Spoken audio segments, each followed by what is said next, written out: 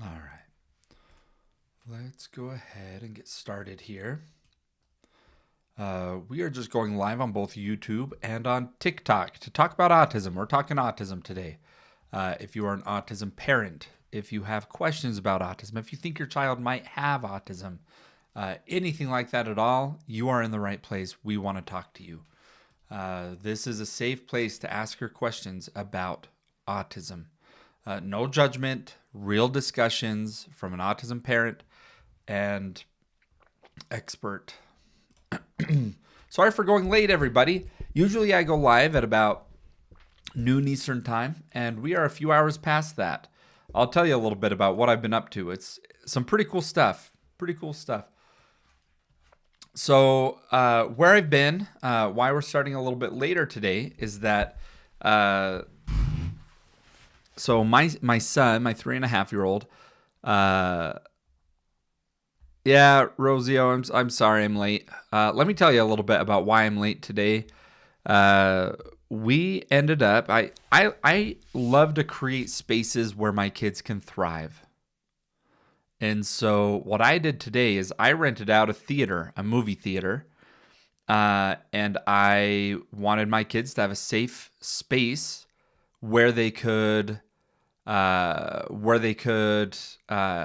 and watch a movie. If you have a kid with autism, how is it going to the movies? I mean, for me, it is terrifying. It is terrible. I will not take my children with autism to the movies because there's social norms there.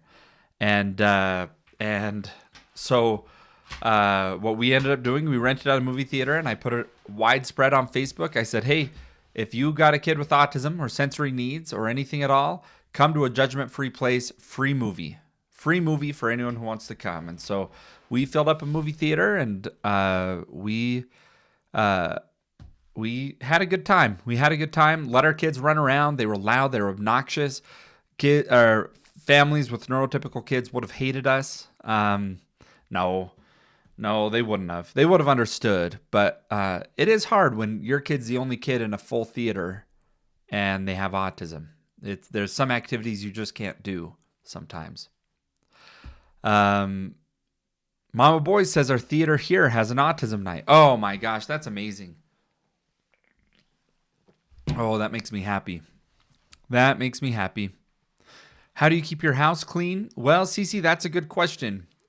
We split responsibilities, and we settle with things being almost all the way there. Our house is not usually that clean, to be honest with you. So for context, everybody, if you're just coming in, a little bit about me is I have 2 kids with autism. I have a almost 2-year-old and a 3.5-year-old with autism. I have 2 other kids that are older. And my wife and I living in this small home, and we don't keep our house perfect. Here's our goal. Before we go to bed each night, we make sure that the dishes are done. We make sure that the table and counter are cleared off, and we tidy up the toys. And it's about 20 minutes of work that me, my wife, and the 2 oldest all jump in and help. So that's what we do. Mom Boy says, my son is also OCD. He likes everything clean. It's exhausting. Yes. Destiny says, I clean messes, but never have time for things like baseboards, showers, windows. Yeah, that's where we're at. We will indulge in the occasional, monthly hire a cleaner for a couple hours to come do some of the deep stuff for us when we feel like we can invest in that kind of thing. But that gets expensive.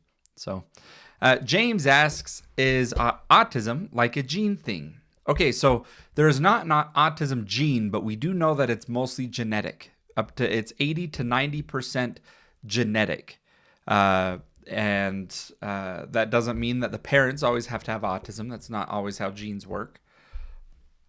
But it can be gene mutations and gene variations. We've identified over 500 genes that contributes to autism. Yeah, if I had money, I'd have a cleaner every week for sure. That's a dream. Yeah, Yeah, it's a lot. It's a lot. You kind of just have to settle with not having a perfectly clean house. Do you or your wife pass it down to the kids? Yeah, it could be either one. It could also just be a mutation.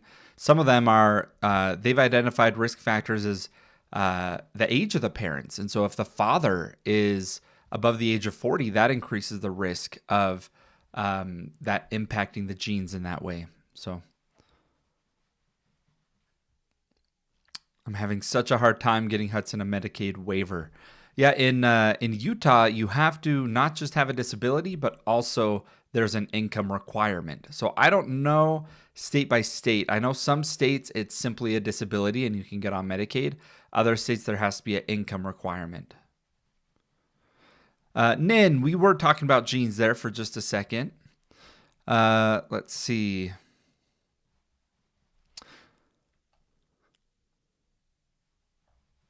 Yeah, income requirements there too, Destiny. Yeah, you basically have to make minimum wage. Yeah, it's ridiculous to be eligible for Medicaid. Um, yeah.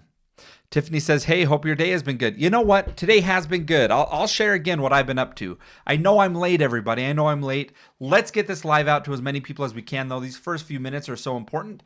If you could be tapping on that screen for just a few minutes, you don't have to do it the whole time, but if you tap just for a few minutes, also hit the heart me up here.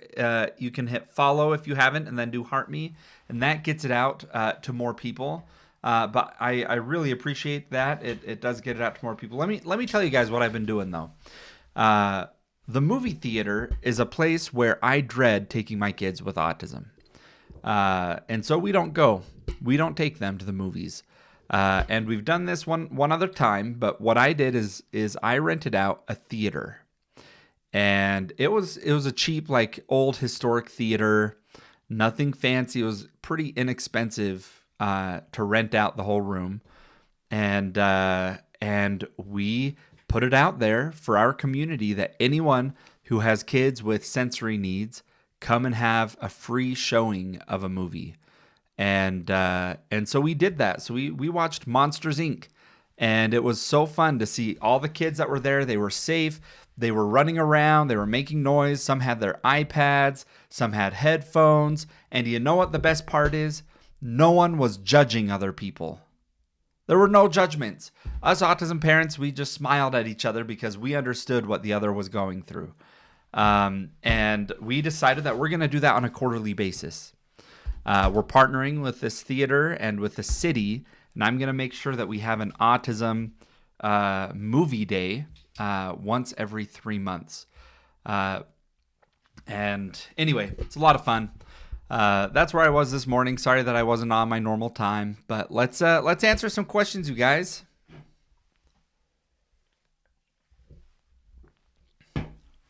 I guess I haven't fully introduced myself. So I have 2 kids with autism. I'm also a board certified behavior analyst, so I do ABA therapy. I'm the CEO of a company that provides autism services in Utah. We have a few clinics. I really love the autism community. I love the autism world, and I come on live because I need a village. This isn't just for you guys, it's for me. I need a village. And you guys are part of that village. So I appreciate y'all being here. Just be interactive, be typing in the chat, tapping on that screen. That way we can, TikTok sends us out to even more people. So let's see. I have to put my mental health first. Plus, we'd both be miserable, and my son comes first. Yeah, well, I wonder what question that was. Oh, yeah, Brooklyn. It was a fun movie. Wife is on here. I say I simplified it and said that I rented a theater. My wife did most of this work and organizing and getting people out there. I apologize. Brooklyn, I don't mean to take credit for you. It's something I'm passionate about, but Brooklyn made a reality. So, what do you know? Like, are you just talking from experience or do you study it? Valentine's, good question. So, again, I have a master's degree in autism studies, but I also have 2 children diagnosed with autism. I'm a board certified behavior analyst, and I run a company as a CEO that provides services for people with autism. So personal and experience. I'm not a doctor, and so there's stuff I don't know, and I'll tell you. But I enjoy these discussions, you guys. I enjoy speaking to families that are brand new to the autism journey and giving my 2 cents. I really do enjoy this. Yeah, Brooklyn's pretty great, you guys. I keep trying to get her to come and join these lives with me, but she doesn't want to. All right, everybody. Can diabetes during pregnancy increase the risk of autism in a baby? XO, that is a good question. There is a weak correlation, a slight correlation between gestational diabetes and autism. Now, again, all of these risk factors, you have to remember genetics is up to 90% what's impacting autism. But these other environmental risks, they can play an impact. These are things like parental age, pollutants, so being around automobile pollutants. It can also be wildfire smoke during pregnancy. It can be infections in the mother during pregnancy, gestational diabetes, premature birth. All of these things are things outside of your control. Society would make you feel like you did this to your child. When you tell someone that your child has autism, the questions you get back are extremely insensitive. I don't know if you guys have had this experience, but quite often parents are asked follow-up questions when you say, does your child or my child has autism? You'll get follow-up questions that say something like, oh, did you vaccinate them? Oh, what does, do you discipline them? Do you even spank your kids? How much screen time do you give them? Did you take Tylenol during pregnancy? And of course, all of those things are not real issues, not real risk factors of autism. But each one of those point towards the mother as the person to blame for their child having autism. And so part of my advocacy is making sure that we're looking out for each other as autism parents. And for the autism mothers out there, you need to know that you did not bring this on.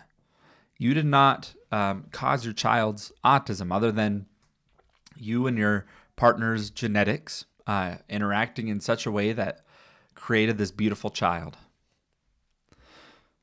Okay, let's answer some questions, everybody. Is there anything I can do to help my son stop chewing on his clothing? Carol, what a good question, because right now my son is experiencing this.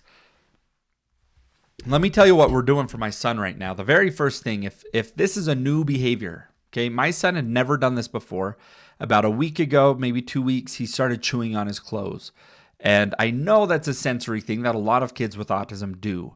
But I learned a long time ago that you need to rule out medical causes before addressing them behaviorally.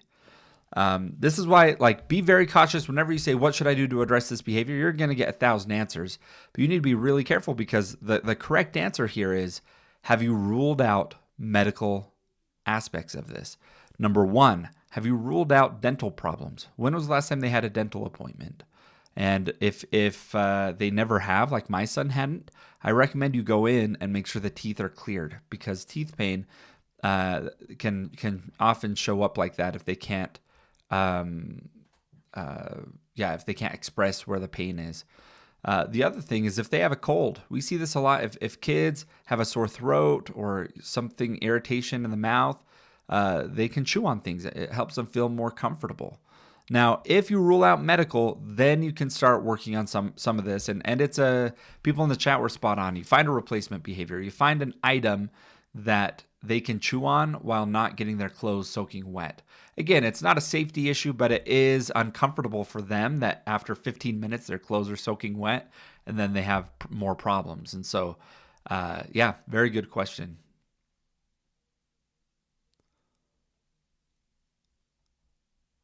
All right.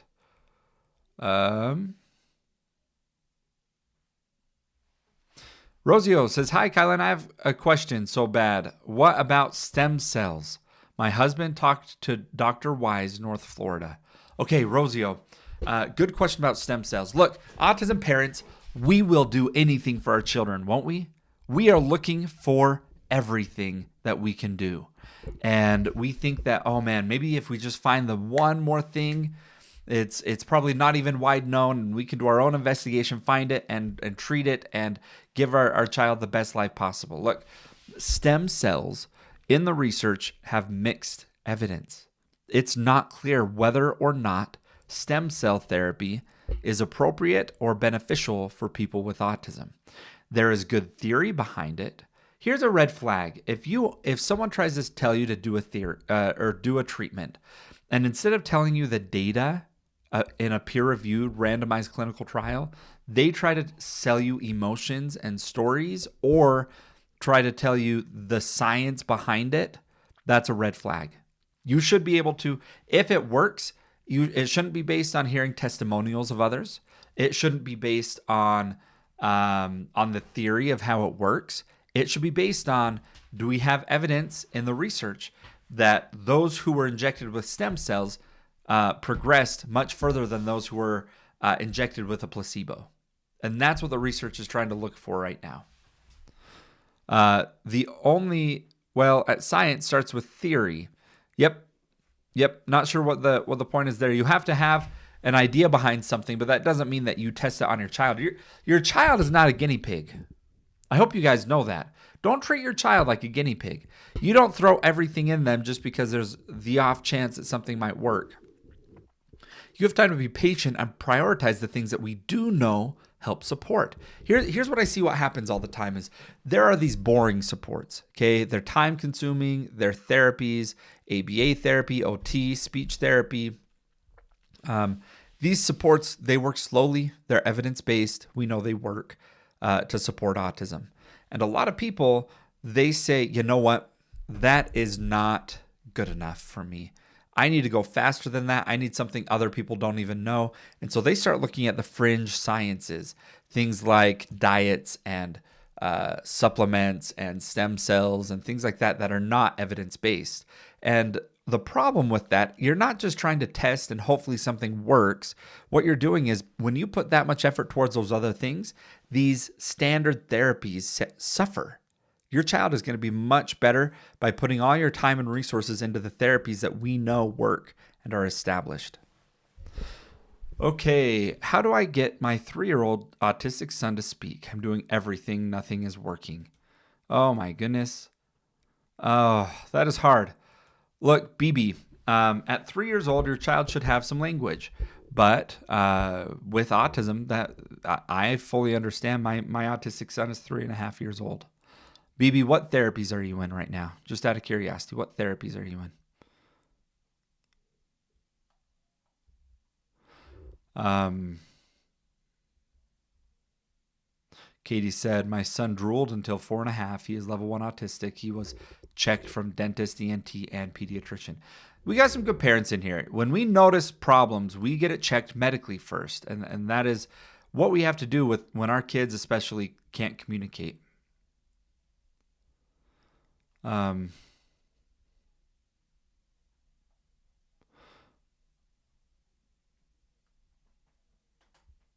Support effective reciprocity. Yeah. All language starts with communication. Yeah. Sharing in emotions, and yeah, that's a good place. I have other ideas of where to start. If BB puts more in the comments, he has words and is fully aware of everything I'm doing. Sound therapy and giving lots of supplements. So he is communicating. He's fully aware of everything going on. You're doing some therapy or sound therapy and giving lots of supplements. BB, talk to your pediatrician about those supplements. If they were sold to you on TikTok, I'd be wary to put your resources into those if you don't have extra. A lot of those are a bit of a scam, trying to get your trying to sell you on based on our strong emotions of wanting to help our child. My son is 6 and still does not talk. Julia, that's a lot. My child didn't speak until he was 4. I let him watch commentary videos, made him laugh, and he started talking. Yeah.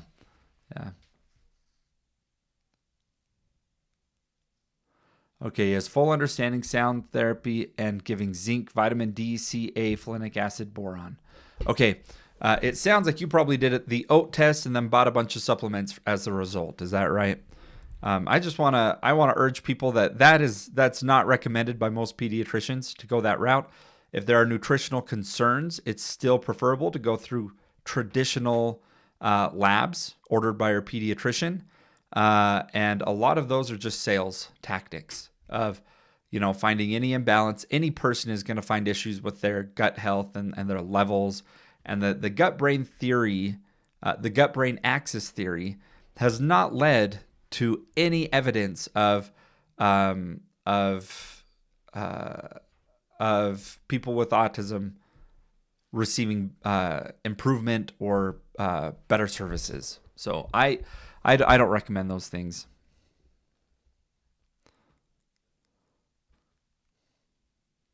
My son didn't start talking till 4 as well, but still hard to understand him. Twin mama, that's good. See, right there is a perfect use case for a speech therapist. One thing you might not realize is a speech therapist is so expert on how to get your child to pronounce words. And so they have tools that they can insert into the mouth and shape where the tongue goes and kind of prompt how to make the appropriate sounds. They know the exercises to be able to get that. Behavior analysts are really good at like getting people to communicate based on emotion, but they're not trained to get on the little details of how to pronounce words very clearly. So that is a difference between speech therapy and ABA. BB, I'm in Ireland and they refuse to give any kind of test. I give him raw smoothie, spinach, kale, apple. Oh yeah, you're doing everything that you can there in Ireland. That's well done, BB. Doing all you can. Stephanie says food dyes affect kids' neurological health. I've observed.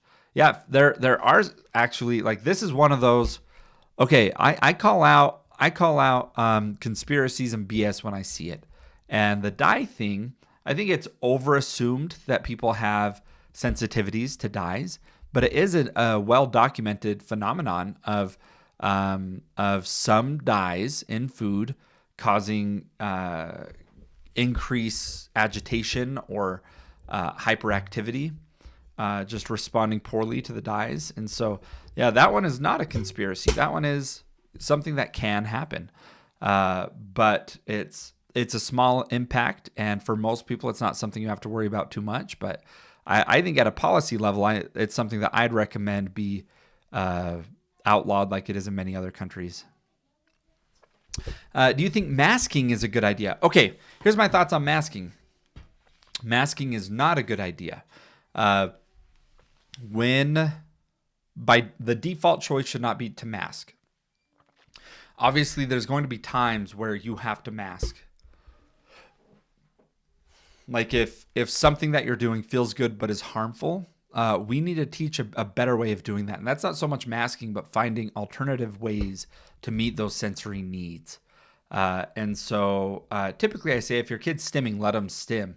That was what made me so happy today about the movie theater was like most kids would feel like they have to mask in a movie theater, that they get so excited by the movie, but they can't regulate their body because other people look at them. And this was like, let free, do what feels good. And we had kids up in the hallway and dancing around and yeah, really, really cool. Masking caused me so much trauma, Stephanie. Yeah. Yes. So masking is not a good idea. It causes you to not be able to regulate your body, and yeah, it can be traumatizing. All right, everybody. All right. We are already at 7,000 likes, you guys. Let's keep those likes coming. We got a good group of people on here, and I know this isn't even my normal time, and so kind of a odd time for me to be going live, but thanks for being here. Please share the live if you can. Let's see if we can find some other autism families out there.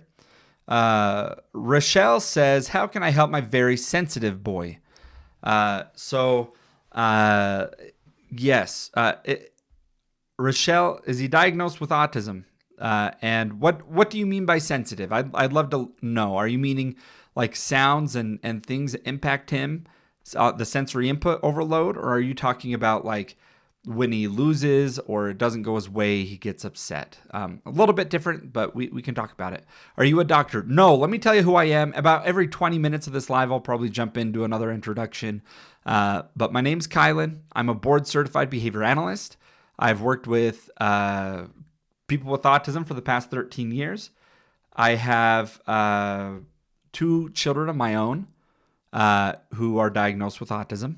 I have a master's degree in autism studies, and I run a company that provides services to people with autism.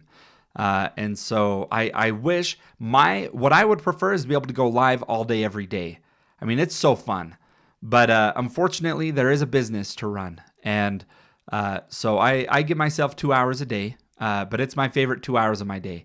And sometimes late at night, if I can't sleep or something, I'll come on here and we'll do a little bit more exciting conversations. But this is a safe spot. I'm curious, who do we have here in the chat? If you are an autism parent, put 1 in the chat. If you have autism, put 2 in the chat. And if you're here just because you're interested, put 3 in the chat. Let's get these comments going. I want to see who all is here. Who all is here? 1, 2, 1 and 2. Okay, we got some 3s. We got some 3s going on here. Wonderful. Okay, I have another question. We have a lot of 1s on here.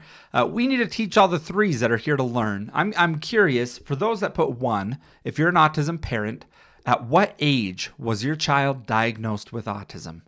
At what age was your child diagnosed with autism? For me, my son was 2. It was like the day before his 2nd birthday. So he was not quite 2. He was only 1. My daughter, she was 19 months when she got diagnosed just a few weeks ago. And okay, yeah, and I'm seeing similar things in the chat. 1, 2, 3, 2.5, 18 months, 5 years old, 3 years old. Yeah, you guys, we have a lot of different ages. This is great. This is great. Okay. Being an autism parent is hard. It comes with its challenges, but man, also comes with the joys. I was up until 2 a.m. Sunday because I was looking at photos and videos of my son with autism, just admiring how beautiful of a human being he is. You know, and that was like couple hours after being so frustrated with him, trying to get him down into bed. I go lay in my own bed and look at pictures and videos and think of how beautiful he is and how grateful I am for him.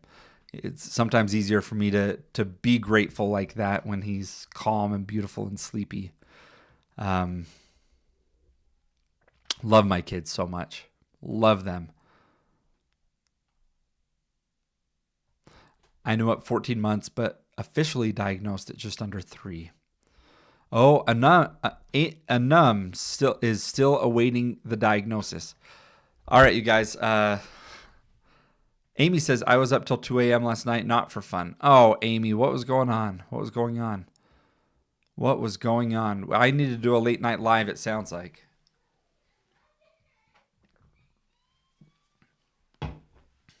Oh, in Florida, you don't feel like you're getting good supports? It's so surprising when I hear that because Florida was like the central zone for ABA therapy. That was where a lot of ABA started. And still now, you look along the East Coast and Florida, and some of the best practices are out there. Oh, daughter was fighting the melatonin, Amy. I'm sorry. Twin says, I live in the Panhandle, and it's horrible. You guys, where is everyone from? All you people in here, put in the chat, where are you from? I wanna know. If you're in the U.S., put what state you're in. If you're outside of the U.S., tell me what country you're in. I'm over here in Utah, by the way. I'm over here in Utah. Hey, we got another Utah. Steph, hello. Good to see you. Mrs. Palmer, another Utah. Wonderful. We got a lot of good people over here.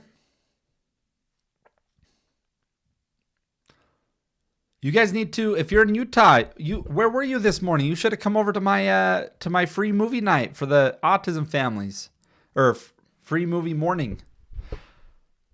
Lithuania, that's cool. Florida, Louisiana, very cool. Guys, what a great group. New York, okay. Yeah. So I was late starting this live today, and let me just tell you how sweet this was.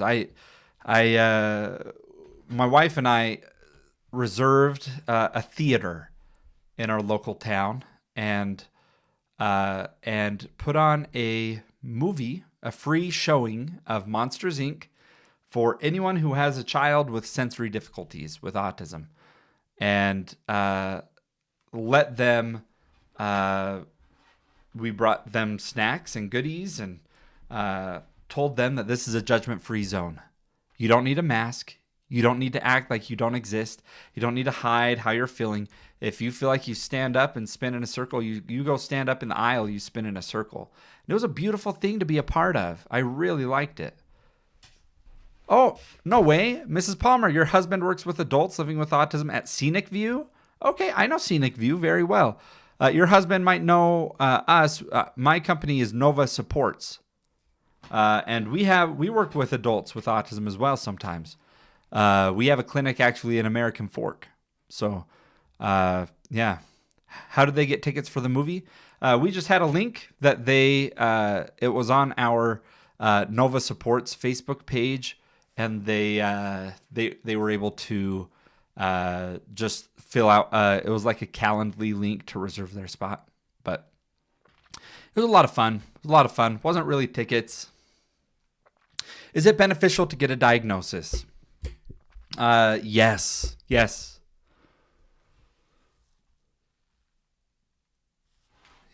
So getting a diagnosis, what does it do? Well, first, let me tell you the barriers. Why people don't get it.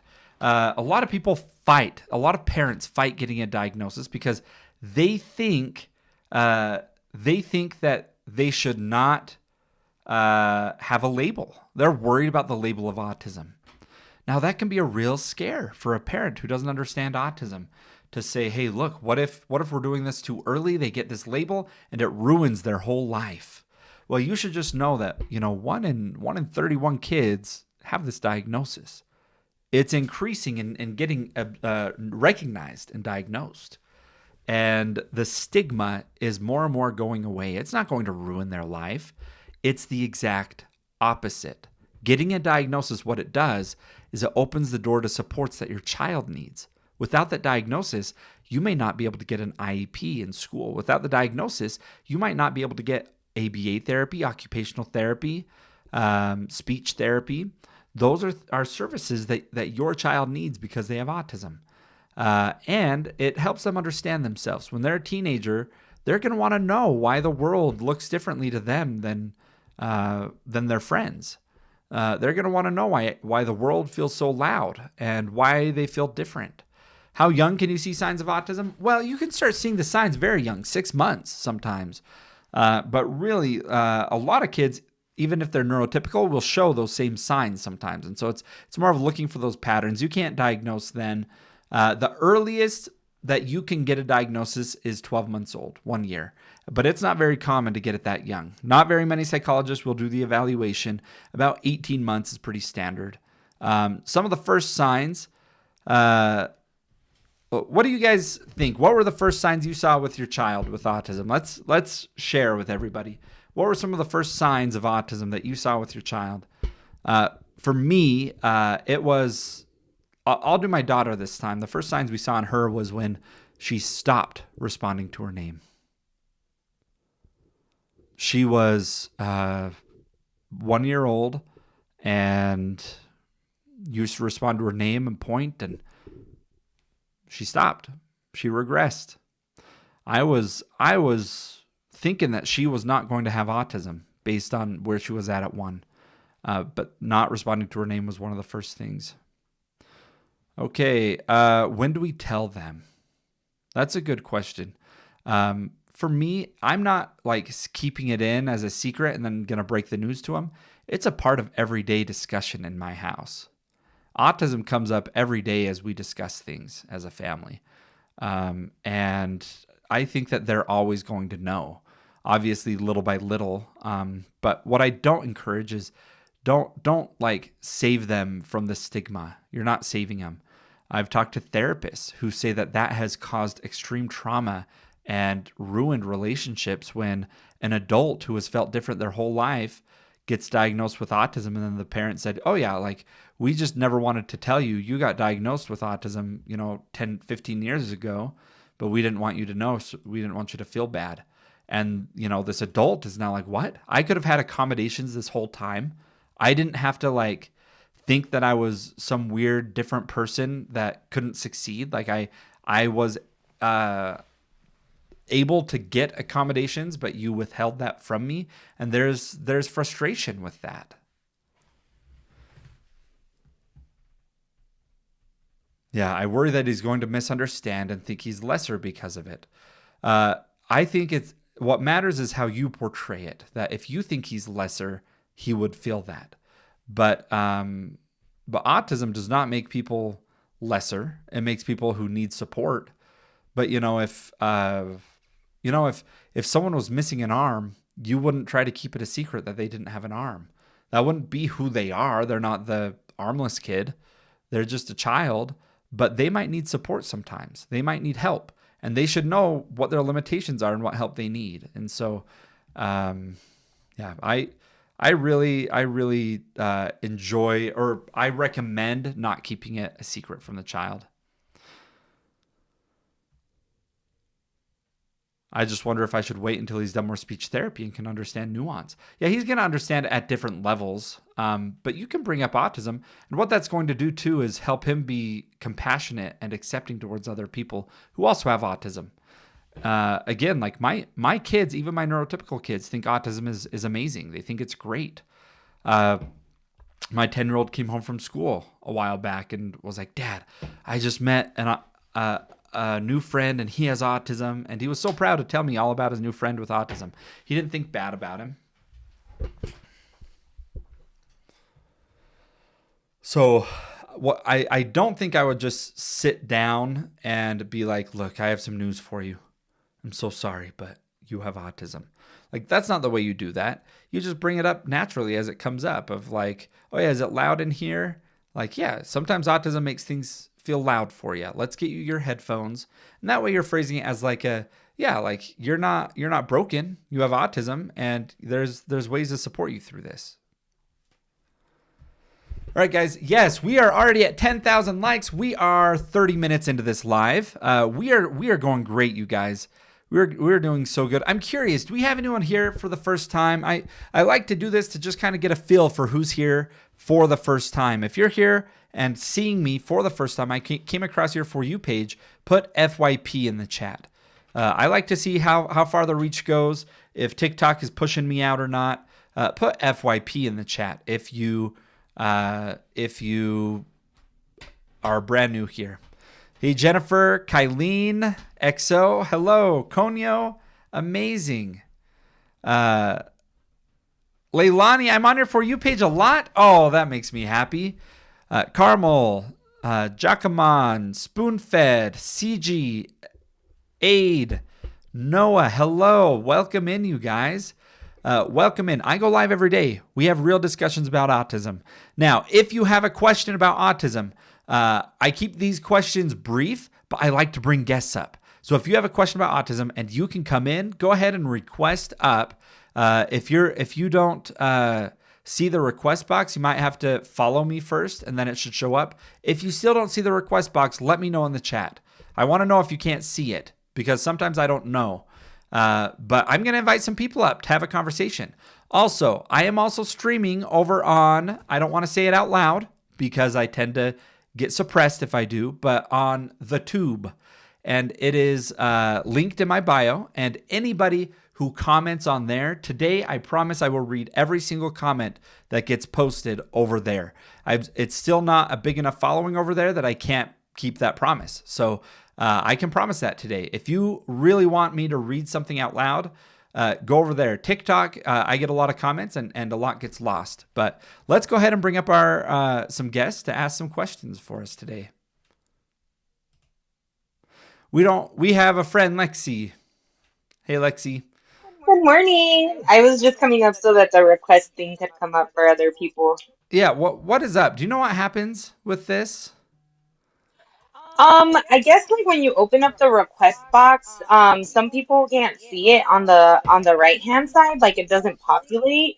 If anybody is trying to request up and you don't see the boxes populate on the right hand side, down at the very, very bottom of your screen, you're gonna see a little like person, and you can click on that person, and that will send you into the request too. But a lot of people don't know that, especially if they're new to TikTok, because I Oh. just figured that out once I started joining your lives, and that's how I joined. But once you have one person up, then the request populates on the side Oh, that's so they can interesting. request. Okay, well, Yeah. let's get some more people up who may have questions for us. Hello, Leilani. Where are you from? Hi, I'm from Hawaii Oh, wonderful. originally, but I'm in Georgia right now. Okay, yeah, great. What can we do for you? What question do you have? So my son recently got diagnosed, I want to say like last year, like literally the ending month of last year. And he was going to occupational therapy until we got him diagnosed. And now that he is diagnosed, we're going to be doing in-home ABA therapy. Wonderful. And I was just wondering if you had like any advice on kind of what to expect. I mean, essentially, I am nervous Yeah. because I'm letting a stranger into my home, and so Yes. I've read a lot of mixed reviews about the in-home therapy thing. What have been the biggest concerns that you've read about that like keeping you up at night right now? Well, one person had said that the therapist that she had invited into her home were making comments that had made the environment tense and uncomfortable. I guess maybe she was judging her, or like I said, I don't know exactly Yeah, what the yeah. comments were, but she said that there There are were very real comments. concerns with ABA sometimes, but you are doing the absolute right thing. Let me tell you, you are spot on. Have you been a part of my lives very much? Yes, I'm kind of a silent watcher. I Oh, did try to good, come up one good. time, but my phone had died, Yeah. so sorry Well, about that. great. Yes. So ABA, I love ABA, but there's some things that you need to keep in mind to make sure you get the most out of it that you can. And how old is your child, by the way? He just turned 4. Oh my gosh. Okay. And Sorry. you've been doing occupational therapy as well? Yes. He goes once or twice a week, depending on his dad's work schedule. But I have been going and taking him for speech therapy, and they said it was something like texture therapy or Okay. stimming therapy.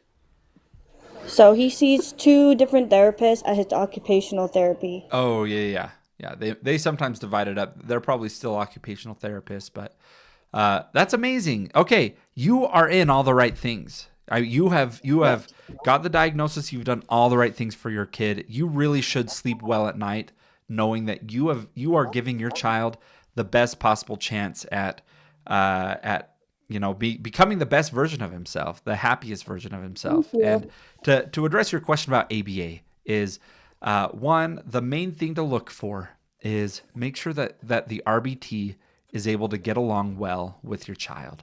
Um, Right. if they don't seem to click, you have rights. You can let the team know like, hey, look, they don't seem to be clicking. I'd like some support to make it so that uh, that can happen. Uh, the other big thing is, are you pretty familiar with the model of ABA of how it's structured? No, I am not Okay, really that familiar. Okay, so the way that ABA works is your kid can get up to like 30, sometimes 40 hours a week. Sometimes it's a lot less, like 5 or 10 hours, but your kid can have a lot of hours. And insurance doesn't want to pay for a master's degree clinician to come in for that much time. And so the structure of it is you get that much time because it's kind of like a paraprofessional working with your child, like someone who has a Right. high school diploma. They have a little bit of training, but they don't necessarily have a degree or years of experience. And so with that comes like, oh yeah, they are not always going to be the best people, the best employees. A lot of them are absolutely incredible, but you get a few weird ones out there that you kind of have to make sure you're communicating about with the behavior analyst. But then there is a clinician who supervises those RBTs. And so the clinician is the expert. And they are supposed to do about 10% of the sessions with the RBT to get them trained up and working really good with your kid. So 10% of the time, the master's degree clinician will be at your house at the same time. Now, one of the things that I would recommend is to make sure that you are looking at in-person supervision as much as possible. A lot of times they try to get away with remote supervision, and it doesn't end up with the best outcomes for the kids, where the BCBA is sitting behind their computer and letting the RBT work, and people don't learn. So you're going to do great. Don't worry too much about it. But if your kid doesn't like it or not getting along with the RBT, most ABA companies are very eager to please you. Yeah. Thank you. I am hands-on when it comes to him. I'm hands-on with both of my kids. I am very much so involved.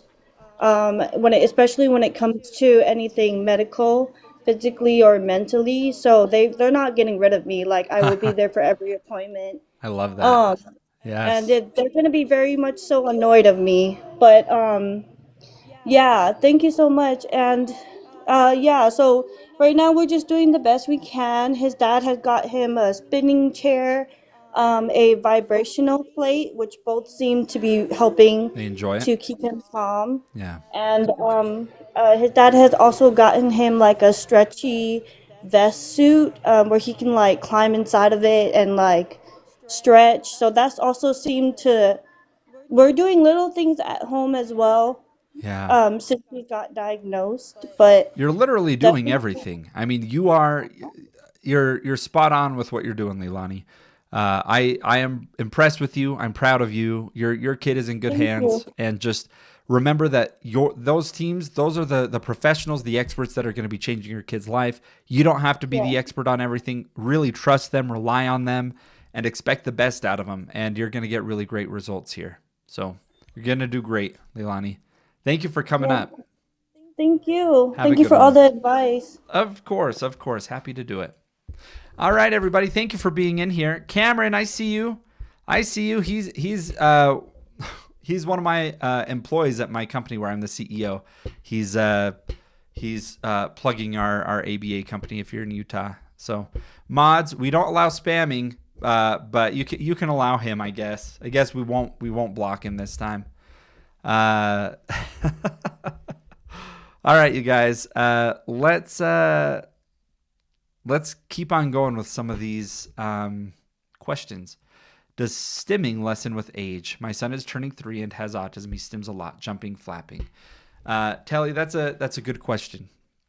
We do commonly see stimming go down with age, but I don't want you to wait for that day. I want you to learn to love his stimming. I want you to learn to recognize the stimming as something that makes him happy and not something that needs to be gotten rid of, not something that needs to be addressed, but something that needs to be welcomed and allowed and encouraged. And yeah, I would absolutely recommend stimming with him and loving the stim. But yeah, to answer your question, yeah, usually stimming goes down, or it can change. Yeah, it changes all the time. All right, let's keep on looking. Yeah, love it. Oh, Telly says, I love it. Just looks exhausting for me. He's got muscular legs now. And if he's doing it and he's looking distressed, like he's doing it to regulate himself because there's like all this, sometimes if someone feels sick or has a headache, sometimes they stim to comfort themselves. And so sometimes, yeah, stimming helps regulate, but sometimes it can be a sign that there's something underlying that is causing discomfort that you can be looking at helping with. Okay, so for the Discord, SMV, I see you for the Discord and the Facebook group. Go ahead and check the link in my bio. There's a Discord chat and there's a Facebook group. Please join those. We keep this village open 24/7. Even though I only go live for a couple hours, this village is open 24/7, and we are already at 17,000 likes, you guys. This is great. Ellie says, why do so many people with autism have an Americanized or robotic accent? Yeah, you'll see a lot of people with autism who perhaps they had speech delays, or maybe they do talk a little bit funny. And a lot of that comes from learning to speak later in life. And it's something that you don't need to point out or even comment on to people that have it, and just be so proud that they have got to the place where they are today. Oh, SMV. Yeah, you're new to your something diagnosed. Okay, SMV. Yes, welcome up. Welcome here to this live. I'm fairly new to TikTok myself. I've been doing these lives for a couple months now, and I really enjoy it. I really enjoy meeting people just like you, SMV. Autumn, hi. It's good to see you. And all the people joining, I see y'all. Thank you for being here. Jacques Mon says, my daughter doesn't talk, so I'm happy for the stims because she seems happy when she does it. That's what I'm talking about. Okay, we got comments on YouTube. Again, I prioritize those comments. If you're over there, I have a question about a med. Is it okay to ask here? So I can't give like explicit. Go ahead and ask it. If it's like leucovorin or something like that, or a supplement, I can give my 2 cents on. But the advice might be talk to your pediatrician. Okay, another comment over there. The other day, I never got to mention that my little girl, Avery, has been hurt by an autistic child having a meltdown. I'm not allowing that to happen to my child. They need to be separated. Oh, we're back on this. Okay. So you're saying that child needs to have better supports to keep your child safe. Is that what you're saying? That specific child needs to have more supports to keep your child safe? Because I think that's something we can all get behind. Absolutely. We can all get behind more supports in the classrooms to make sure everyone's safe. Just like I hear this argument a lot that like, look, my kid got hurt by an autistic child. Therefore, all autistic children must leave schools, right? Like that's a ridiculous statement. That's like saying, I don't know, you can come up with some pretty wild plans if you follow that through with.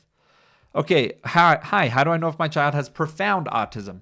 Okay, profound autism isn't a technical diagnosis yet. They are actually looking at making it profound, a separate diagnosis. Right now, the closest thing to that would be autism spectrum disorder level 3.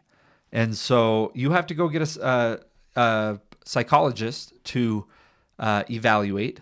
Now, just know that having a level 3 diagnosis, or even if it was profound that they called it, that doesn't mean that your child is always going to meet that criteria. I see it all the time. If a kid's 3 years old and they're just starting all their therapies, there's a lot of brain development still going on and a lot of education that's going to be going on. And so, just because you get a level 3 diagnosis, it doesn't dictate your child's future. They are looking. What are your guys' thoughts on this? They're looking at making profound autism a separate diagnosis under autism spectrum disorder that can apply only after a child is older than the age of 7, I believe, and still has no meaningful way to communicate. What do you think about that?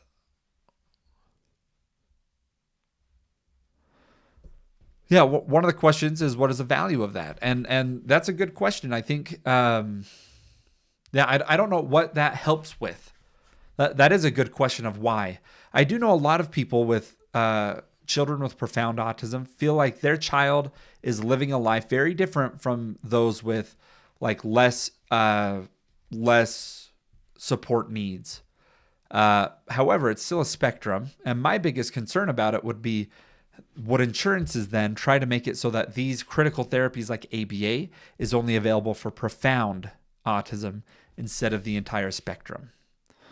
Lexi, that's my fear. That's my fear as well. I mean, I'm not necessarily opposed to it as long as it doesn't impact all the other services, but, yeah. Okay. People were asking to explain the levels. So there are 3 levels in the United States: level 1, level 2, level 3. Level 1 is low support needs. So typically they get that if they can communicate well. And then level 3 is high support needs. Typically, they diagnose level 3 if they have no form of communication. Thank you for the heart me. I didn't know this for a long time, but that heart that goes above my head, I think it costs like a penny or something, but you hit it right there And it gets the live out to more people when you do that. And so thank you for doing that. It shows that it's a quality live. So thank you for that support. Less than a penny? Oh, good. Yeah, I haven't been sure how that works, but I really appreciate all the support when people do it.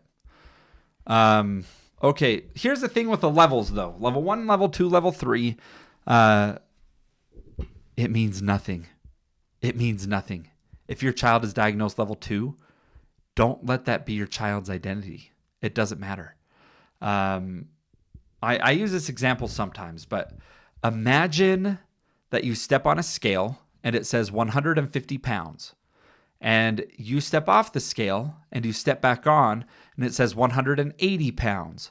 And then you step back off and you step back on and it's 120 pounds. Would you buy that scale?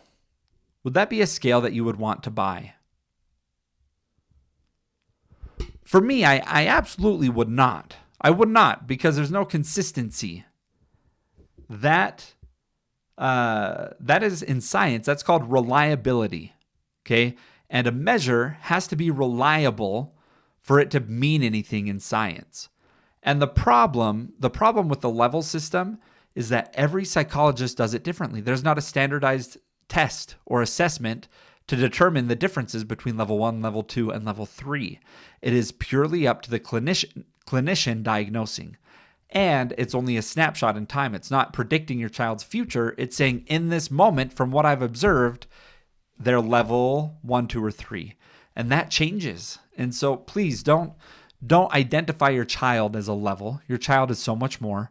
But if your child has a lot of high supports and has a lot of needs that you have to meet, that is very real, and it's a struggle and is a different experience than someone that has a child that doesn't have very many support needs at all. Different experience. Okay, Mama K, over on YouTube. Again, I'm prioritizing comments coming over onto the YouTube. Let's see.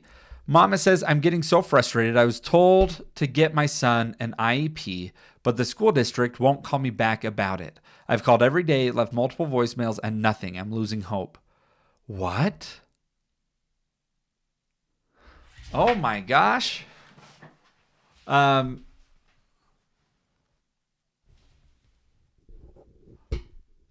Who did you call the school itself, or did you call the district?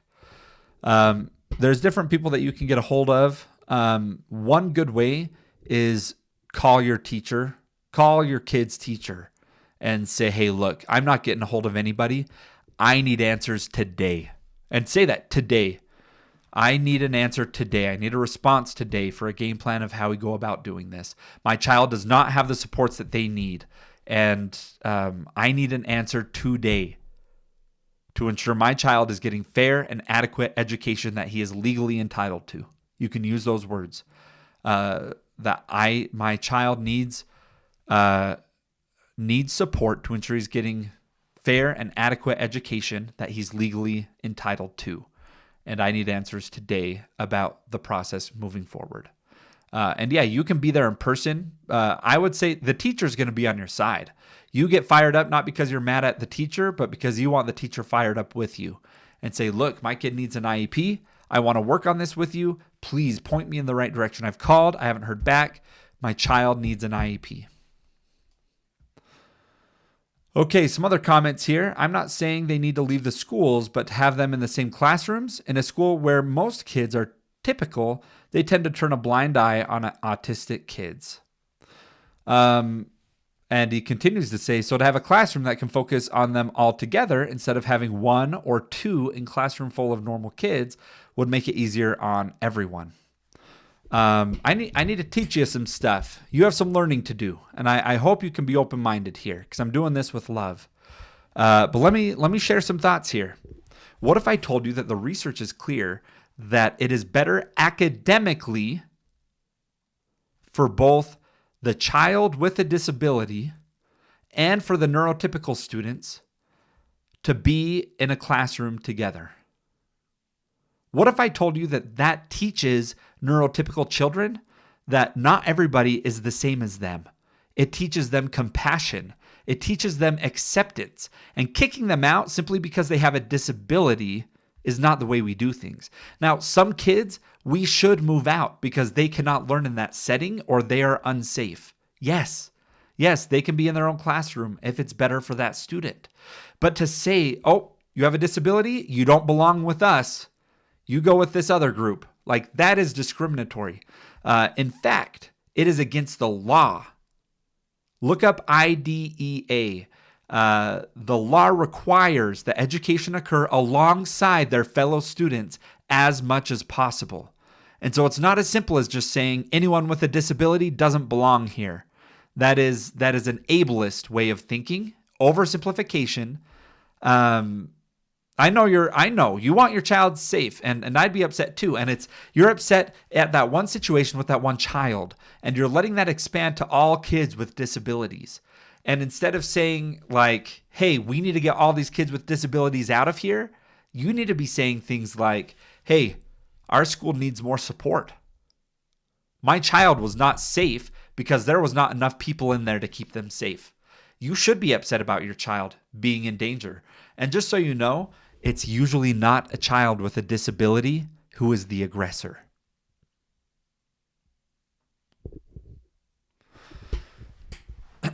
Okay. All right. Look, we're all passionate here advocating for our kids. And it doesn't need to be, no, my kid. It's no, both of our kids. In society, you probably know this, but I'm going to let you know. I love Shah. In the real world, people with disabilities exist. Your child is going to be around people with disabilities their entire life. At school, at work, in society. Why? Because people with disabilities are allowed to live life.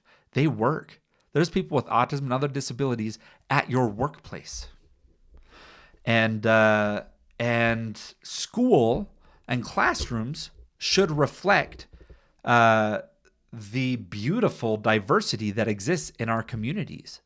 And that diversity includes people of different backgrounds, beliefs, cultures, and abilities. And so, yeah, I mean, they should be in there. But you're right that, if your kid was in danger, that means something wasn't working. It's not make the disabled people leave. It's we need more support in our class so that we can all be successful.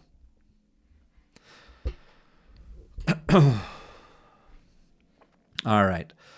Yeah. And his last comment was, I apologize for coming off as rude or disrespectful. I'm just frustrated. I will always prioritize my child's safety over anything. Yes, and we are too. That we're all doing that same thing, and we're advocating to the wrong people because you're also not the enemy here. You're not the one holding back education. It's the low amount of supports in the school systems. Okay, another comment over on the YouTube. Let's go ahead and read it. I tried that, had ABA attend private school with my nonverbal child in a neurotypical classroom. He had no speech, OT, or extra help, and teacher would assign verbal activities he could not do. Yeah.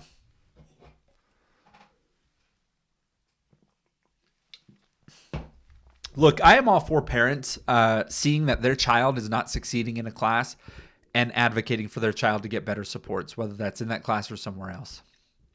I just am not a fan of people coming in and saying that simply because someone has a disability, they don't belong. And I'm extra sensitive to this because I had a video go viral. You can go back and look on it on my page. It's one of my top ones if you sort by popularity. And it was the one where I was quoting... I stitched, what's her name? Mama Evil One, who was saying that children with disabilities are holding our kids hostage. And I quoted that and said, don't talk about our kids in the same way that we talk about extreme levels of violence. Taking kids hostage? Are you kidding me? Because they're saying they're stealing all the resources from the other children. And I was pretty harsh with it. But man, those comments, they came after me. I mean, those comments were very much, those people with disabilities belong nowhere near my kid. And so there's a lot of people out there that are extremely ignorant and ableist and don't understand what disability is. And I'm not going to stop advocating. I mean, yeah. So I'm extra sensitive to it because this commenter I love in the comment section, you're not the only one with this idea. And I think talking to you one-on-one, you understand where we're coming from and I understand you. But on the mass level, you need to understand that that type of language is very harmful of like promoting segregation due to disability. All right, you guys, let's bring some more guests up who may have some questions for us. We got a few people here. Let's have Crispy Crocs come in. Sorry, I don't always accept people in the order they come. I don't know how to see who's been in the box the longest. So I just kind of pick one when I pick one. So I apologize if people are waiting a while, but let's get through some more questions today.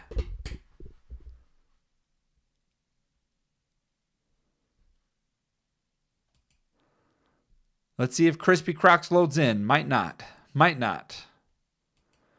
Looks like they are not loading in. Let's bring up the next one in the list here. Martha J. Let's bring in Martha J.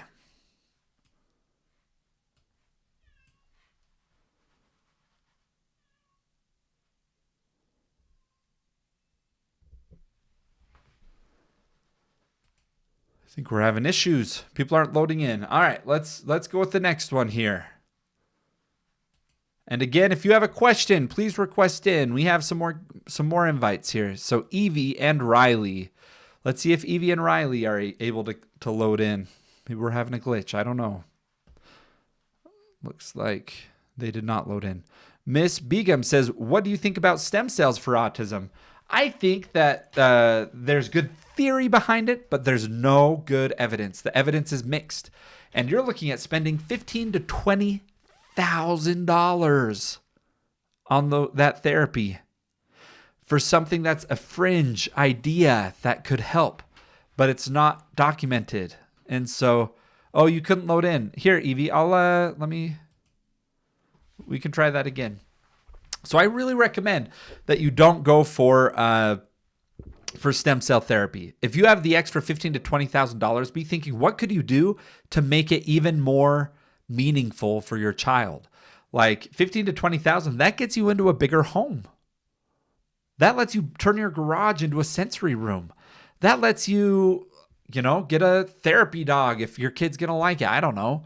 Like, think of something that your kid is actually going to love and enjoy, and that is going to be more supportive and evidence-based than doing the stem cells.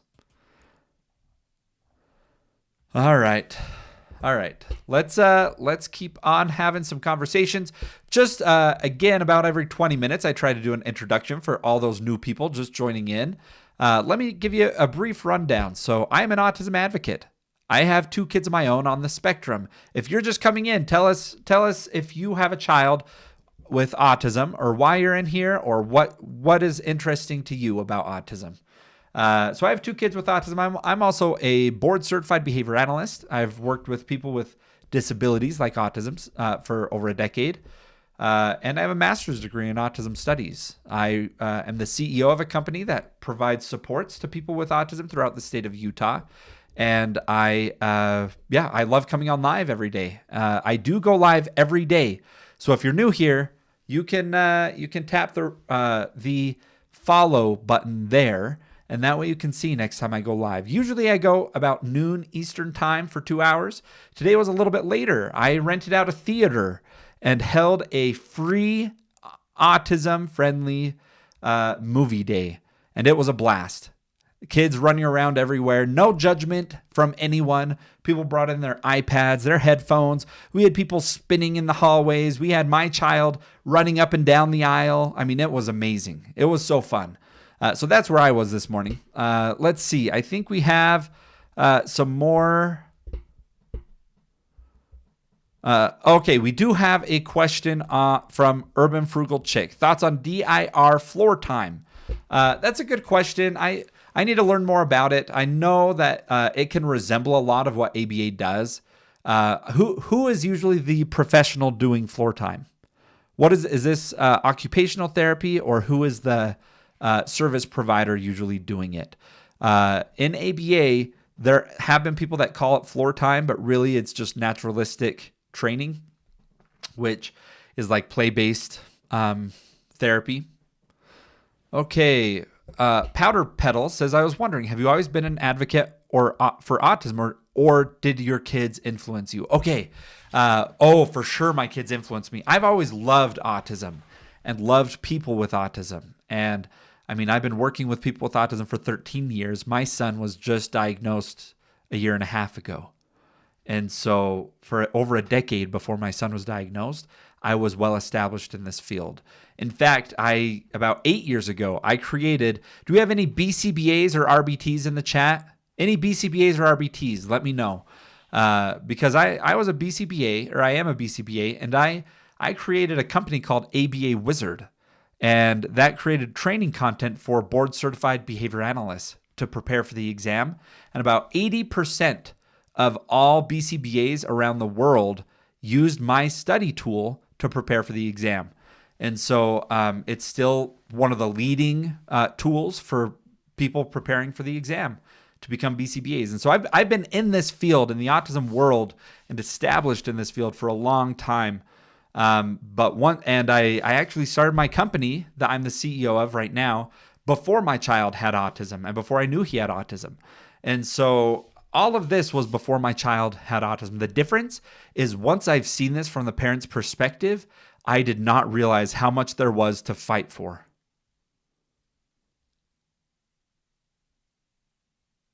I did not realize that it was a constant battle that feels like you can never win. That's what it feels like, you guys. If you have a kid with autism, it feels like every single day, it's like, okay, what do I need to fight for today? And you 24/7 have to know what your rights are and what's fair for your child and what's best for your child, and how unfair the world is to people with autism. And like I knew that, but not having lived it, I definitely wasn't the same advocate that I am today. The past year and a half, I have grown a lot in my advocacy and involvement there.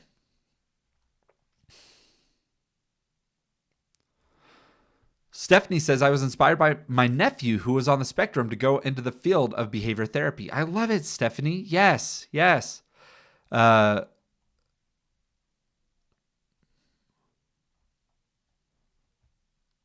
My daughter is 2 and is nonverbal and doesn't reply when I call her name. How do I communicate with her? Mama of 4. Can you request Mama of 4? I want to have a conversation with you, Mama of 4. I'd really like to have a conversation. I found a lot of reassurance in what you say and all I've learned in 10 years. Oh, the global patriot. Thank you.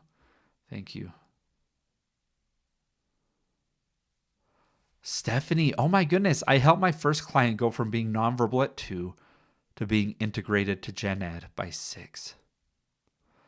Guys, this is real. You can see progress. We do not reverse autism. Now, I'm going to make some of you mad by me saying this. We cannot cure autism. We cannot reverse autism, just like we don't reverse or cure infancy. We support, we grow, we help. And that's the same with autism. Both autism, infancy, whatever stage of life you want to say that you're in, we support, we grow. We don't cure. Michelle says, if you don't have a village, what do you do? You guys, I talk about a village a lot. If you're new here, I talk about 5 parts of the autism journey. I'm not selling anything about that. I am working on a free, kind of a support guide that outlines these 5 parts, but not to sell, just to keep my language clear as I talk to people. But what we're talking about here is these 5 parts of the autism journey. The very first thing, before any of the other parts, before even going and getting a diagnosis for your child, is you need a village. My guide's not released yet, Global Patriot. Working on it still. It's probably a few days out. It will be in my link tree. So make sure you're following me and come back on the lives, and I'll let you know when it's ready. And it'll just be like you can download it from my bio and you can reference it. The plan is also to make it widely able to be distributed so that like psychologists can have it and stuff to hand out to their parents, because all they get is like stuff from companies trying to sell to the families. I don't want that. I don't want to sell to families of kids with autism. I want us to have a simple guide. But the very first part here of the autism journey is you need a village. You can't do this alone. Let me ask you this question. When was the last time that you slept overnight somewhere away from your child with autism? When was the last time you spent a night away from your child with autism? When did you first get a break? How long has it been?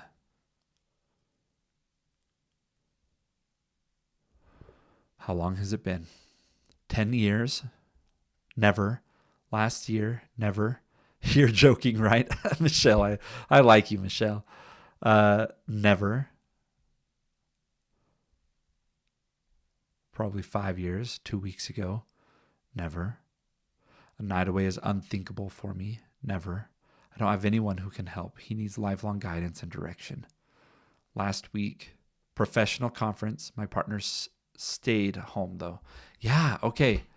Okay, you guys. You know that you have a village, okay? If you go and you can spend a night or two away from your family and everything runs smooth. That village can look like a spouse that's extremely supportive. That can look like family that's just built in.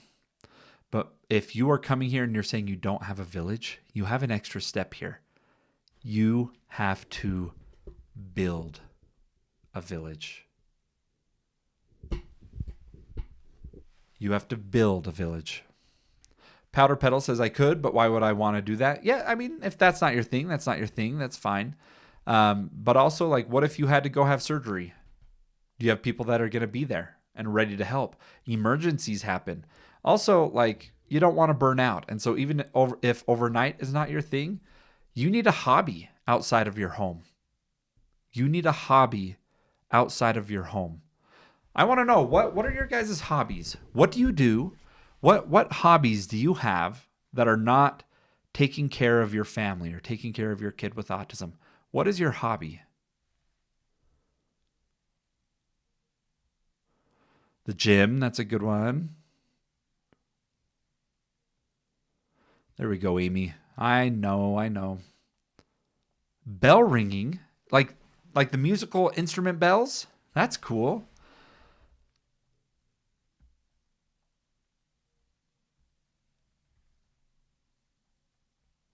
Daily exercise, being out in nature, Stephanie. I love that. Gaming, VR, and Xbox. So cool. Plucking my brows. I'm the village. I'm the grandma. Ermita, thank you. Thank you. I think I've said this before to you. Thank you for being a village. You don't have a hobby. I know I need a hobby. Everyone says that, but I don't know how. Kayaking, someone says. Gaming. Does shipping. Shopping, maybe? Shopping, you mean, Amy? Yeah. No, that doesn't count as a hobby because you're probably buying stuff for your kids. Shopping for you, yes. Yes, going and buying yourself something, yeah, for sure. Gardening. I heard someone the other day tell me that that gardening can't count as a hobby because hobbies can't involve trying to keep anything alive. Then it stops being a hobby. I don't know. I don't know if that's true. Guys, okay. My whole adulthood, I was under this impression of like, look, I don't need a hobby. I have my family, which I love. They're my hobby. And I have work, which I love. And that's my hobby. But both of those things are me doing things for other people. And I started therapy a year ago. And the therapist really questioned, like, no, like, what do you do that's just for you?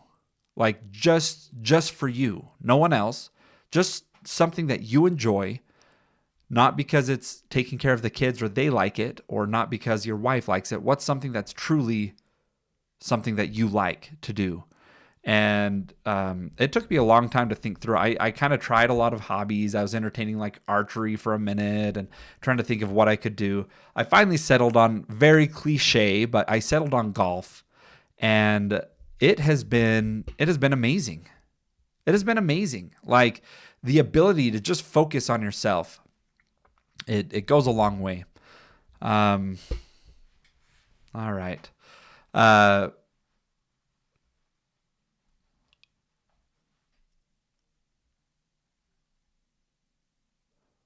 Does my wife get away? Yeah. Yeah, she does. She does. She actually just went on a trip with a bunch of other autism moms for a few days. It was kind of funny when she went on this trip. I had a family member who was like, "Oh, that's so cool that they do that." So they just bring the kids with them, and it didn't even cross this person's mind that I would be capable of watching my own children. And I mean, it blew my mind of like, yeah, I mean, I can take care of my kids, and so should any man be able to take care of their own kids, and let their wife get out of the house and do stuff just for them. My wife also loves concerts, and so she always has concerts scheduled. She's also really into like cosplay stuff and going to what is that stuff called? Where you go like Comic-Con. She goes to a lot of those, and she like work on making costumes and go to those. And so yeah, we try to do a lot of hobbies that are outside of the home. I've tried to get her into golf with me, but she won't do it. Yeah. Anyway, hobbies are important, you guys. You need to take care of yourself. Yeah, and that's a good question. Like, does your wife get away? All too often, and I think some of you guys might relate to this, that men like me start doing Fan X. Yeah, Fan X. That's what it is in Utah. Yeah.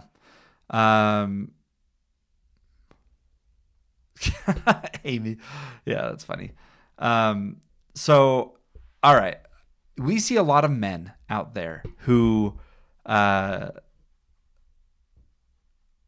to go out and have hobbies. Men typically have hobbies like golf. I'm guilty of that. Of running, of mountain climbing, of doing stuff outdoors with other people, right? And they work so hard that they deserve on the weekend to go and have their outing. And I see all too often that a lot of women, their hobbies end up being things around the home to take care of the family. Things like cooking. I want to get into sourdough. I want to grow a garden that's going to feed the family. And it's all things to kind of support the family. And it's not truly like, what is something that's selfishly about you? Something that doesn't take care of anybody else, isn't out of convenience because you can't get away, but is genuine time that you are able to say, I get time for me, and this is what I'm going to do during that time.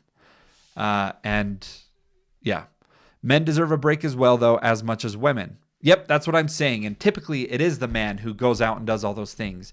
And I'm saying it shouldn't be just the man. It needs to be the woman too.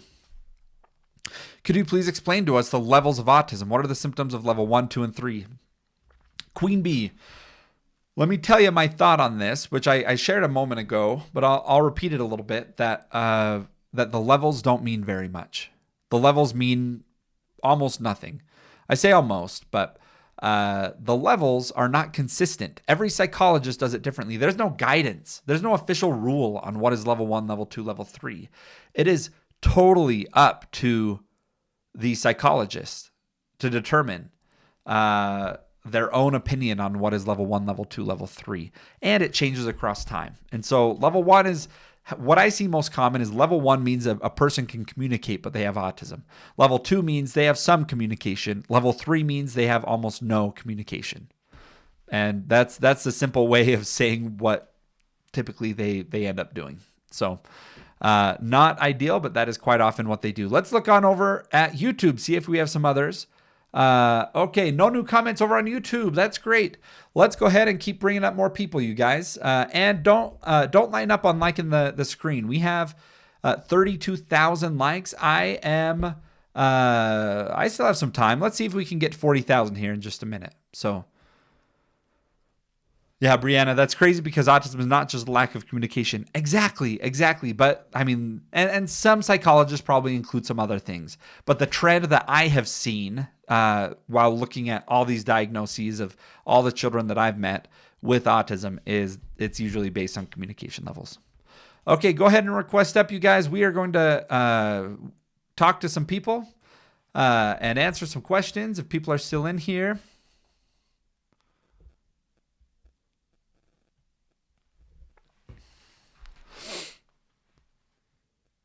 Oh, what level would a Gestalt language processor be? Stephanie, good question. So Gestalt language processing is when, for those who don't know, if you are a Gestalt language processor, if your child is, put GLP in the chat if you know what that is and if that describes your child. Let me tell you what this is. A Gestalt language processor, and I've heard people pronounce that so many different ways. I don't even know if the way I do it is correct, but we're doing our best here. If your child is a Gestalt language processor, typically what that means is they learn to speak in phrases before breaking down what the individual word means. And so a lot of times you can recognize it by, they're not like interacting with the world. They're just like quoting the world, like you'll say a full sentence and they'll say a full sentence that they've heard, but they won't break it apart and use those words individually. In my opinion, what I've seen most often is the early stages of Gestalt language processors typically get level 2, but you never know. But another way that I've heard this described, very easy way to understand, is a baby, as they're learning to communicate, imagine that you have a pile of Legos and you give them one Lego and they learn mama, and another Lego and that's dada, and another Lego and that's baba, and they learn all these individual words and they have enough Legos, they're building a house. And now that they have all the words, they have this beautiful house right here. Now, a Gestalt language processor, what they end up doing is you give them the house of Legos, and then they have to take it apart one by one to try to figure out what each word means. So they start learning by repeating phrases instead of learning what each individual word means. Okay. Yes, my daughter mimics sometimes, but she is nonverbal. Yeah. That's and that's a good sign. If your daughter's mimicking, if your daughter's imitating, that's a great first start to all of this. My daughter repeats what I say too. Great. Yeah. Amy says, my daughter sounded like a mini Miss Rachel. Ooh, that's amazing. That's great. Should I use their body language as the best means of communication, or should I rely on speech only? Powder pedal. Okay, speech is hard because you cannot prompt speech. You can, but it's only echoic that you can prompt. So you can say milk and try to get them to say milk, but you can't make them do that. But if you do sign and you teach them milk, you can physically go and modify their hand and prompt them to communicate that word. And so I'm a big fan of teaching sign early on and teaching on an AAC device if your child has issues with vocal words, and it doesn't slow down their ability to learn vocal words later. It actually accelerates their ability to do so. Yeah, echolalia and Gestalt language processing kind of goes hand in hand. It kind of does. All right. What other questions do we have? I love learning sign. Amazing, Evie and Riley. Yeah.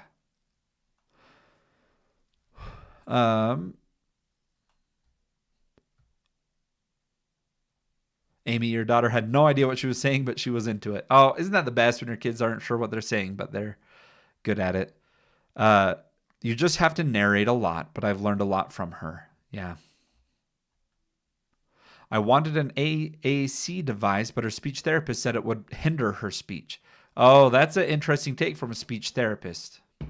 It might be one of those things where if she's already has a lot of vocal communication, it's not that learning it would hinder, but it's like if she could learn quicker by just focusing on in speech to focus on language. I mean, maybe I could see that. But yeah, I wouldn't necessarily do an AAC for everybody just because they have autism. I think they'd have to not have very many vocal words.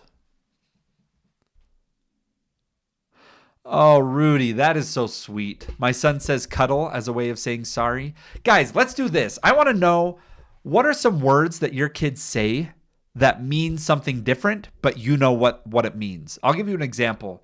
My son says Jesus, okay? And what he means by that is Dad is wearing a tie. That's what it means. The moment I put a tie on, he says Jesus because he thinks it's time to go to church. And at church, what we end up doing is I walk the halls with him and look at all the pictures of Jesus. And so, yeah, he says Jesus. That means either Daddy's wearing a tie or church. All right. What do you guys have anything like that? Anything that your kids say that means something else? I want to know. My daughter can recite a whole movie, but not have a conversation with us. Yeah. Shell says, my son says it's okay when he's not okay or hurt himself. Oh, yeah. Yeah. Okay. So he's hurt and he has heard other people say it's okay. And so he says it's okay.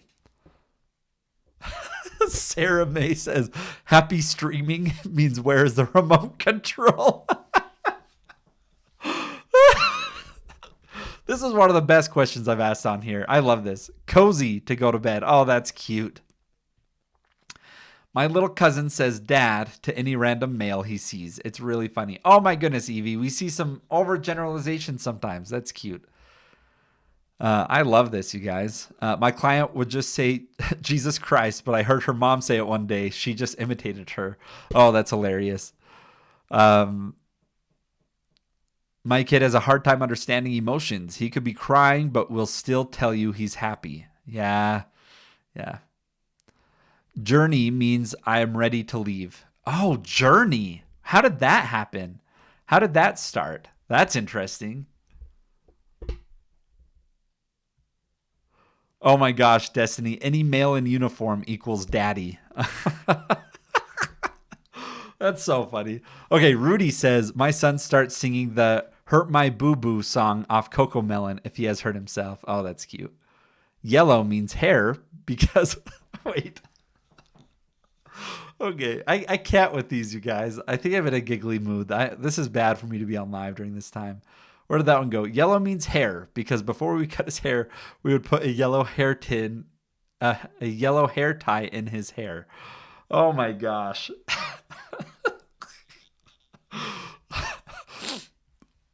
Guys, these are cute with all kids, but for some reason, kids with autism, they stick to these things a little bit longer.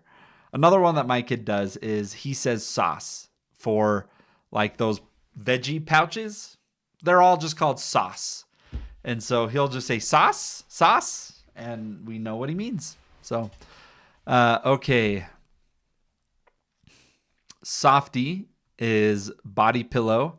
I hate you is I'm mad. Oh, yes. Yes, I know that one. Stephanie says, my client says, hello, all my friends, welcome to my channel. Oh, that is... Oh, I would love that so much if I went in to wake up my son in the morning and he said, hello, welcome. Hello, friends. Welcome to my channel. That is so good. Oh my gosh. Okay. If my son wants something, he says no as a question while pointing at what he wants. Oh my gosh, that's good. Just left speech, and 4 times Hudson made eye contact after calling his name. First time ever. Whoa, Destiny! That's amazing.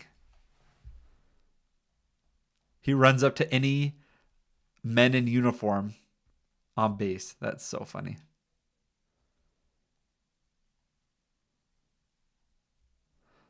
I follow someone on TikTok, and they say nope a lot, whether it's someone they want or something. Oh, Mama of 2 dip means ranch. Oh, that's good. Kylan, your laugh is so funny. I know, and my little boy thinks it's funny too because every time I laugh, he makes fun of me. Like I kind of have a high-pitched giggle kind of thing going on, and I'm not going to change it to impress you guys. It is what it is, all right? But my son calls attention to it for sure. He notices all the little things that happen. If you burp, he imitates it. If you giggle or something, he makes fun of you and imitates it. Really funny. My client makes my day every day.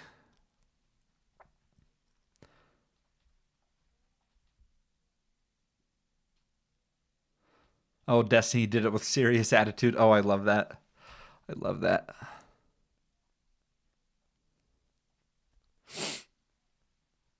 Oh, GLP kiddos love when you imitate them, by the way. It's like you are really seeing them. Yeah, that's amazing. That's amazing. Yeah, Amy, thank you for putting that out here. Please be kind. No making fun of my giggle, okay? All right, imitating back will build that bond with them. I love that. Olivia said mommy for the first time the other day, but she wanted her tablet. Okay, that's pretty good. That's pretty good. You guys, I love this. I really do. We have a few minutes here. I want to invite our friends up here to hang out. Destiny, where's Amy at? Where's Amy? We got to get Amy up here. We got a few minutes here. I got to go pick my kid up in 5 minutes. So Amy, I know you want the conspiracy live. You're not going to be friends with me after because I'm going to totally own you and disprove any conspiracy theory. No, you're not. Oh, that's funny. Not a chance. Amy, how are you doing?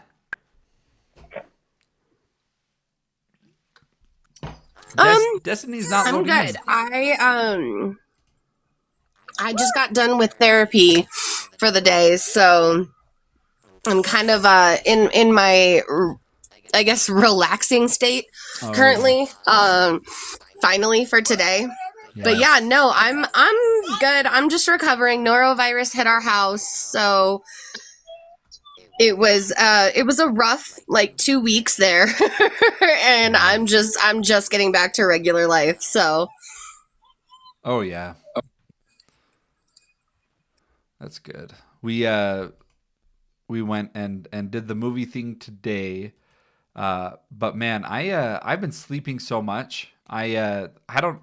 Daylight savings time just did me in, and I went to bed early last night and kind of slept in till 7 today after going to bed at 10. So I got 9 hours of sleep last night. You know what? I forgot about daylight savings time, and so I woke up and I thought I was late. It was a little intense, but it ended up being I'm fine. I'm gonna make it. It's gonna be okay. Yeah. It did not feel okay yesterday though. This is a good question. Laylee says, how do all the parents relax or self-care? Do you guys get any self-care in? I mean, my self-care that I do is my gym time while my children are in school, typically. So what I do is I drop off my boys at school, and then I go home, and then I do my gym thing, and then from there, I continue on with my day because I got to go pick up the little ones to take them to ABA therapy or to occupational therapy or whatever the case may be. But I try to give myself at least an hour a day to kind of just do my own thing. And sometimes I don't make it to the gym and I just take a nap. Yeah, I love that. A lot of gyms have really cheap childcare too. If you do have to bring a kid there, isn't it? A lot of places have really cheap.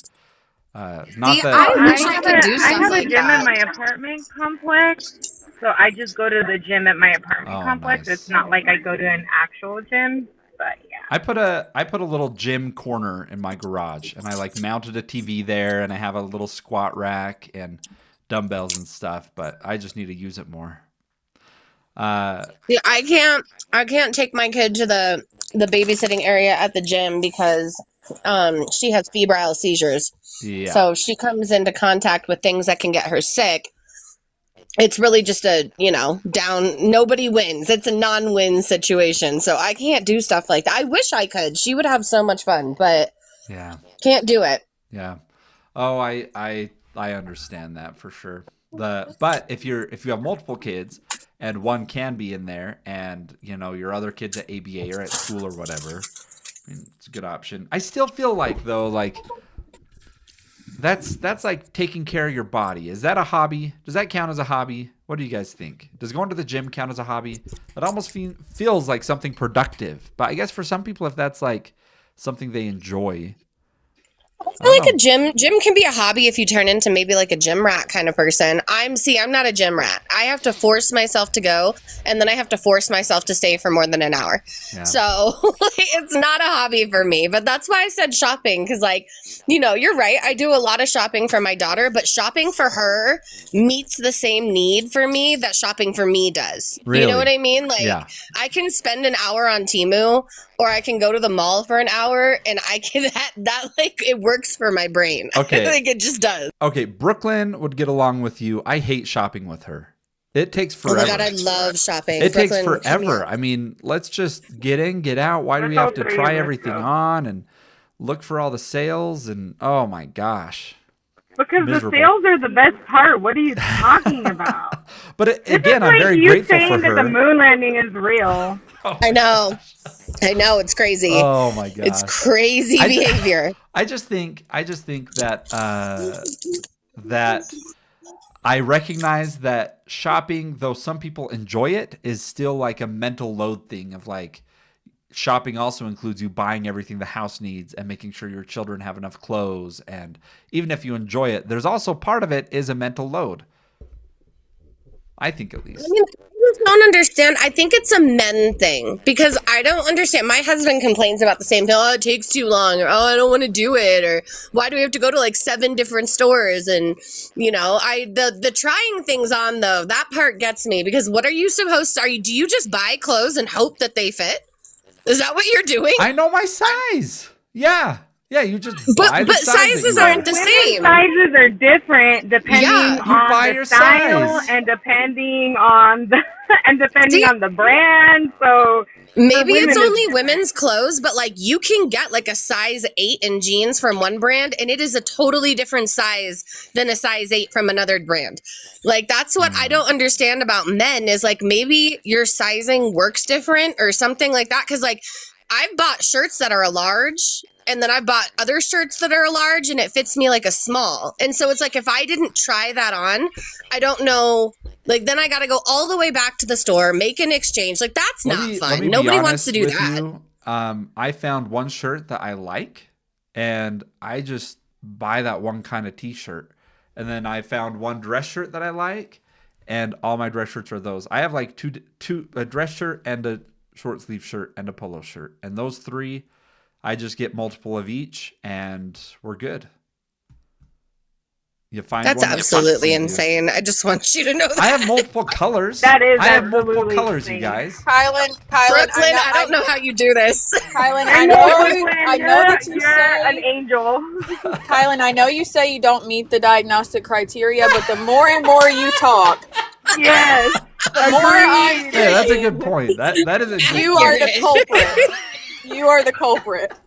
You are the Oh reason my why. You have autism? Way to No, calm I me don't out. think Way to so. calm me out, you guys. No, that's like, do you have autism? No, I don't think so. I just buy the same shirt over and over. I Why- buy why 3 mix versions it of up? the Different same colors. shirt in different colors. And Brooklyn tries to mix it up, and she'll buy me things that have like pictures on them. Like I don't want to like identify myself as whatever that is all the time. Like I just want a blank shirt. I don't like things on my clothes. I just wear blank clothes. But they have to be What? from the same brand. Well, Kylan, out of convenience, I found one that fits, and it's like, yeah, why would I get a bunch of different ones? right. Convenience. It has nothing to do with Kylan's autism whatsoever.